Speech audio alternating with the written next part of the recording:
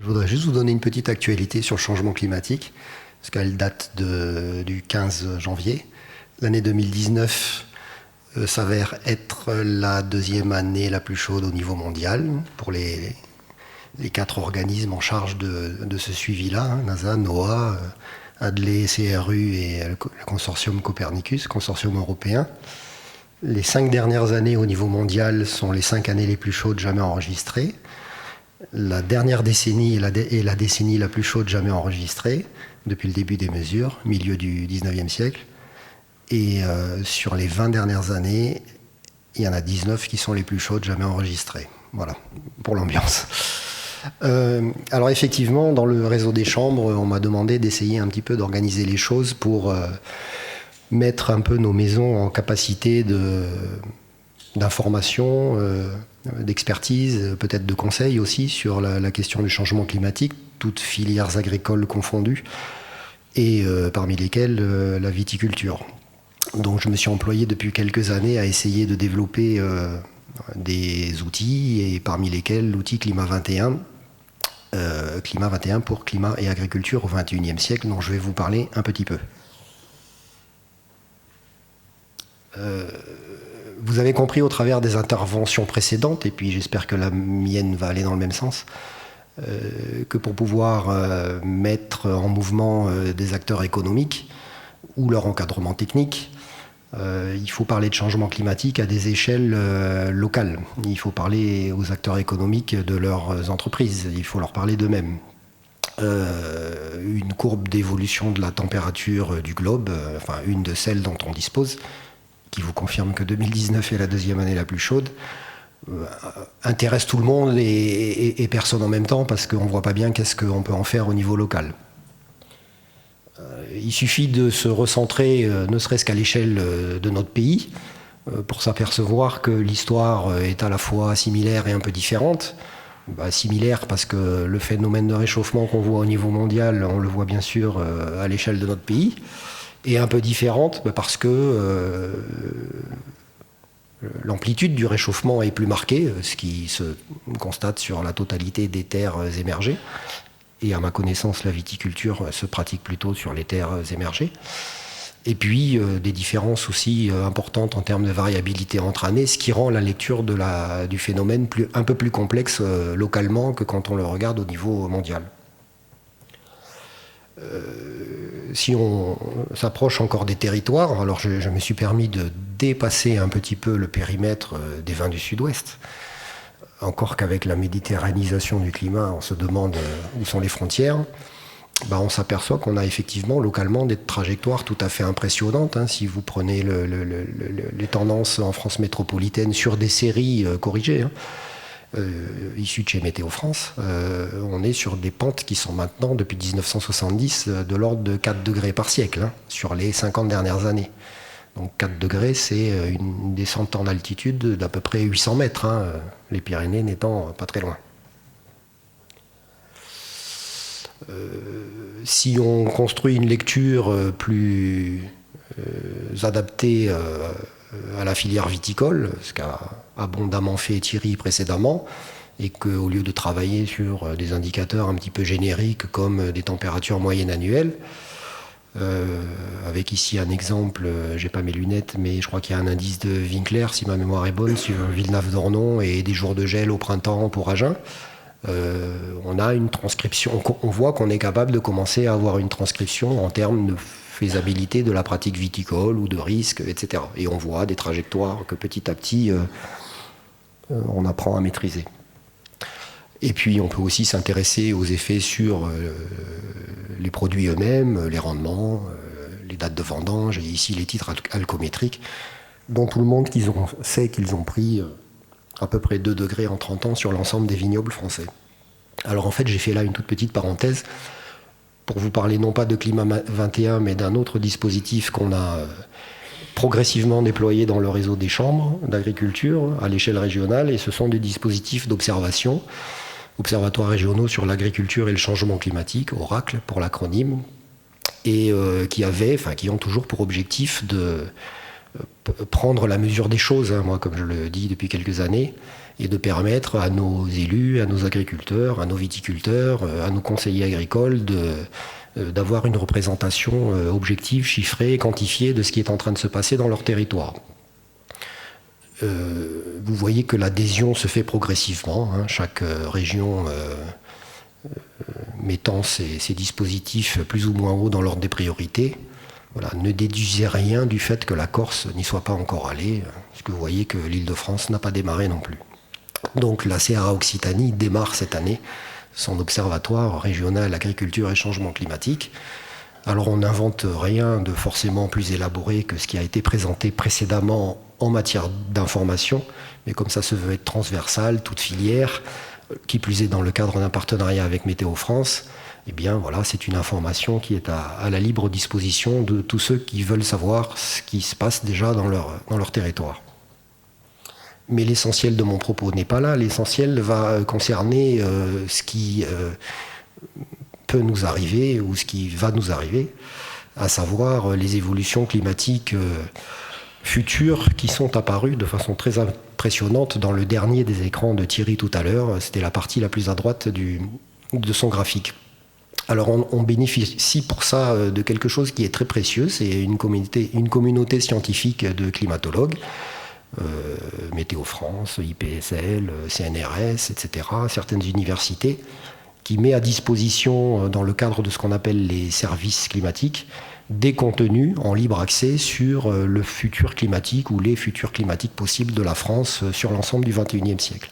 Alors je vais vous illustrer au travers de cartes que vous pouvez vous-même réaliser au travers de la plateforme Drias, pour ceux qui la connaissent. Je vais vous illustrer, comme l'ont fait précédemment les deux intervenants, le type de trajectoire auquel on peut s'attendre dans un grand sud-ouest, en l'illustrant avec sur la carte le nombre de jours où il fait plus que 25 degrés, ce que les climatologues appellent les jours estivaux par an. Et puis un point fronton j'ai pris, que j'ai localisé et pour lequel, pour chaque horizon de temps, on va examiner le chiffre en gros au milieu, c'est la valeur moyenne pour l'horizon de temps concerné. Donc ici c'est 76-2005. Le petit chiffre à gauche c'est le minimum sur ces 30 années-là et le petit chiffre à droite c'est le maximum pour ces années-là. Et j'ai pris comme scénario d'émission de gaz à effet de serre un scénario fortement émissif, dit RCP 8.5 pour les spécialistes, en fait qui n'a aucune incidence sur l'horizon milieu de siècle, mais qui pèse par contre très lourd sur les résultats fin 21e siècle. Alors ça, on peut considérer que c'est une situation historique, hein, même si c'est de la modélisation. Donc vous voyez à peu près le niveau auquel se situent ces jours échelonnants. Voilà la même carte quand on est sur l'horizon 2021-2050, donc quasiment indépendamment du scénario d'émission de gaz à effet de serre. Voilà la situation quand on est sur l'horizon 2041-2070. Donc là, le scénario d'émission de gaz à effet de serre commence quand même à jouer un peu. Et voilà une situation fin 21e siècle pour le nombre de jours estivaux, sans maîtrise des émissions de gaz à effet de serre, qui, soit dit en passant, est la trajectoire que nous suivons actuellement. 127 jours par an affrontons avec plus que 25 degrés. Donc on est à un jour sur 3, quelque chose comme ça. Et en maximum, je ne vois pas le chiffre, je n'ai pas mes lunettes, le petit chiffre à droite, on doit friser les 1 jour sur 2 ou quelque chose comme ça. Voilà. Donc la question, elle est, pour les chambres d'agriculture, qui ne vont pas passer leur temps à faire des cartes, comment essayer de valoriser ces contenus, ces projections climatiques pour permettre aux conseillers d'informer, de communiquer et puis de contribuer dans la mesure du possible au conseil en adaptation.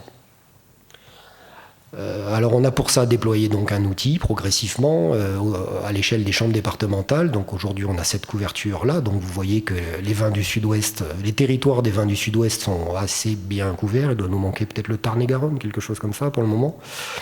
Et en fait c'est un outil qui nous permet d'utiliser les projections des climatologues et de calculer à partir de ces projections ce qu'a montré Thierry tout à l'heure, à savoir des indicateurs agroclimatiques qui vont nous renseigner, dans la mesure du possible, sur des faisabilités, des vulnérabilités, pour l'agriculture en général et pour la viticulture en particulier. Et je vais donc vous montrer quelques exemples. Juste pour que vous vous représentiez la densité spatiale hein, et les échelles qui sont accessibles avec ces outils de projection. Voilà où se situe le point de grille de Fronton. Vous voyez Toulouse un peu au sud et vous voyez toutes les localisations qu'on peut analyser avec ces projections. Alors après quelques années de pratique avec mes collègues, on voit des thématiques un peu récurrentes dans les analyses qui sont faites par mes collègues avec cet outil. Il y a un questionnement très fort autour de la thématique des gelées tardives. Alors je dis pas que c'est dans le sud-ouest qu'il est le plus fort, c'est un peu plus le cas sur les vignobles du nord de la France. Mais suite au phénomène de gelée tardive de ces dernières années, on a beaucoup de collègues qui s'interrogent sur la montée en puissance de ces gelées ou pas. Ici, l'analyse elle est faite pour le point de grille de Bergerac, hein, avec une date de dernière gelée qui se précocifie.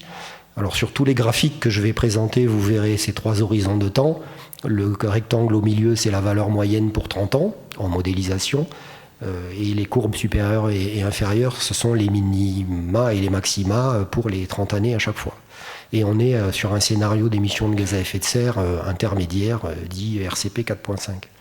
Donc on voit ici une trajectoire qu'on retrouve partout, hein, de précocification des dates de dernière gelée. On voit une forte augmentation de la variabilité interannuelle entre la fin du XXe et le milieu du XXIe siècle. Mais en fait, cette information ne vous raconte que la moitié de l'histoire, parce que dans le même temps, il faut aussi tenir compte de la précocification du débourrement et des premiers stades de végétation. Et c'est la combinaison des deux qui va déterminer à l'avenir si le risque de gel reste stable, s'accroît ou diminue, et ça dépend des localisations. Donc ça, c'est un premier domaine de questionnement autour duquel s'agitent beaucoup de mes collègues. Il y a un deuxième domaine de questionnement sur lequel, là, par contre, on a beaucoup moins d'incertitudes, c'est celui de la disponibilité thermique en général. Alors qu'en Viti, on approche peut-être plus classiquement avec l'indice de Huglin. Ici, je l'ai fait avec l'indice de Winkler, qui est une somme de température base 10. Ici, c'est du 1er avril au 30 septembre, et le point analysé, c'est Gaillac. Comme dans tous les vignobles français, on voit un accroissement des disponibilités thermiques extrêmement important. Les unités, ce sont des degrés jour, base 10. On voit dès le milieu du siècle, en tout cas pour les années les plus chaudes, des niveaux de disponibilité extrêmement élevés et qui permettent du coup de commencer à engager une réflexion sur les choix de matériel végétal, de cépage et de tardiveté, pour essayer de contrer un peu les phénomènes de précocification des dates de récolte et de montée des teneurs en sucre. Donc ça, c'est vraiment un sujet très, très important, mais qui bien sûr reste inféodé aussi à ce que l'INAO permet ou permettra en matière de choix de matériel végétal dans les différentes appellations. Un troisième domaine de questionnement, c'est celui qu'on a vécu en particulier cette année dans le Languedoc, avec les 46 degrés à Vérargues, un nouveau record national, le 28 juin. Donc ici, je n'ai pas analysé les jours à plus de 46. Je me suis situé un petit peu en dessous du seuil d'échaudage en Viti qui, si j'en suis les présentations de Thierry, est de 35 degrés, c'est ça. Donc là, j'ai choisi un seuil à 30 degrés. Et vous voyez que sur une localisation comme Gruissant, j'ai pris Gruissant parce que c'est un peu quelque part le climat qui vous attend dans quelques années, on voit des augmentations tout à fait conséquentes de ce nombre de jours. Donc ce sont bien des phénomènes avec lesquels il va falloir apprendre à vivre et à produire, et qui jusqu'à présent génèrent en particulier ces situations de blocage physiologique que vous commencez à connaître. Autre questionnement très présent, ce sont les conditions thermiques nocturnes et leur effet sur la maturation des baies.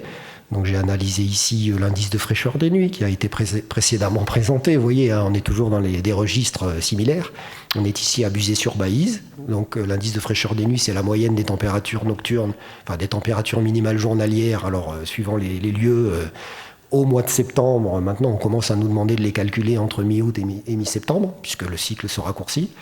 Et on voit effectivement des phénomènes de réchauffement nocturne très importants qui expliquent en partie ou en grande partie ces changements de rapport sucre-acidité que vous connaissez tous ici. Et puis, ça a aussi été précédemment évoqué, il y a la question des conditions hydriques ou de la contrainte hydrique ou du statut hydrique des cultures.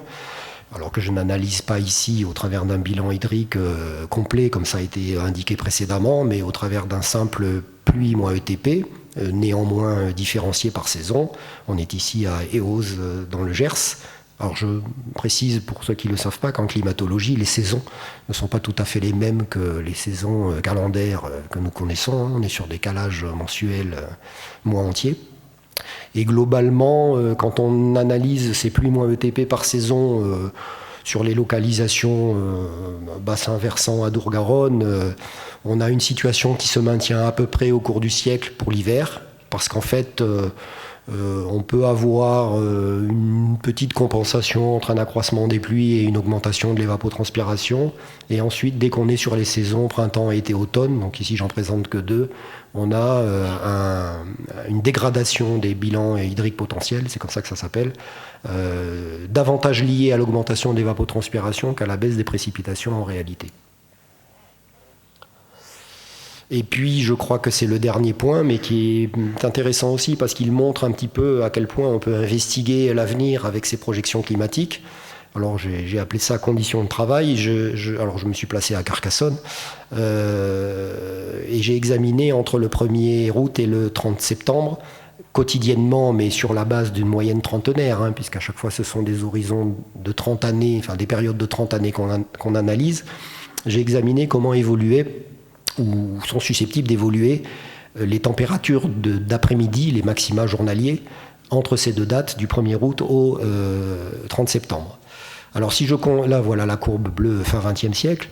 Si je considère que dans l'Aude, j'ai des dates de vendange qui se situaient aux alentours de la mi-septembre, je vois qu'à cette époque, je pouvais m'attendre, si je regarde l'axe des ordonnées, à des températures moyennes d'après-midi de l'ordre de 24 degrés, bon an, mal an, certaines années plus, d'autres années moins, mais en moyenne 24 degrés. Au milieu du XXIe siècle, avec une vendange qui se sera précocifiée d'une quinzaine de jours, je dois donc recaler ma lecture 15 jours vers la gauche, et lire ce coup-ci la courbe verte qui décrit l'horizon de temps 2021-2050. Et là, je me rends compte que j'ai des conditions thermiques en moyenne sur 30 ans qui ne sont plus à 24 degrés pour un mi-septembre, mais qui sont à 26, si je lis bien, pour un début septembre, par exemple. Et si je poursuis l'exercice jusqu'à la fin du siècle, avec un scénario d'émissions de gaz à effet de serre qui commence à apparaître comme relativement raisonnable, par rapport à ce qui se passe actuellement, eh bien, il faut que je vienne lire sans doute mi-août, si ce n'est début août, et je me retrouve avec des conditions thermiques beaucoup plus chaudes, ce qui fait qu'à ces horizons de temps-là, ça fera bien longtemps que les vendanges ne se feront plus de jour, si ce n'est pas déjà le cas aujourd'hui. Vous voyez au travers de ces différents exemples qu'on peut comme ça essayer de créer de la lisibilité, de mieux comprendre les évolutions climatiques, agroclimatiques susceptibles d'affecter la viticulture. Cet outil qui finalement s'est déployé, alors qui ne répond pas à toutes les questions, loin de là, mais qui s'est quand même déployé relativement rapidement dans le réseau des chambres, qui est devenu chez nous une sorte de standard. Déjà, voilà, sa première finalité, son premier intérêt, ça a été de donner une traduction locale des effets du changement climatique sur les pratiques, sur les systèmes, etc.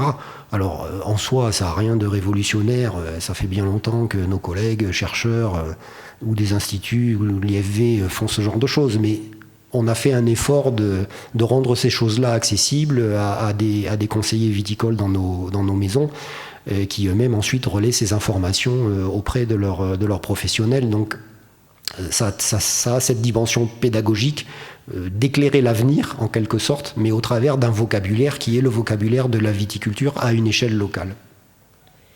Ça a eu un autre effet un peu intéressant chez nous, c'est que ça nous a quand même obligés à réinvestir dans le réseau des chambres nos connaissances sur la croissance, le développement de la vigne, et on s'aperçoit que suivant les situations, les personnes, etc., il y a quelques petits rappels de physiologie qu'il faut faire de temps en temps.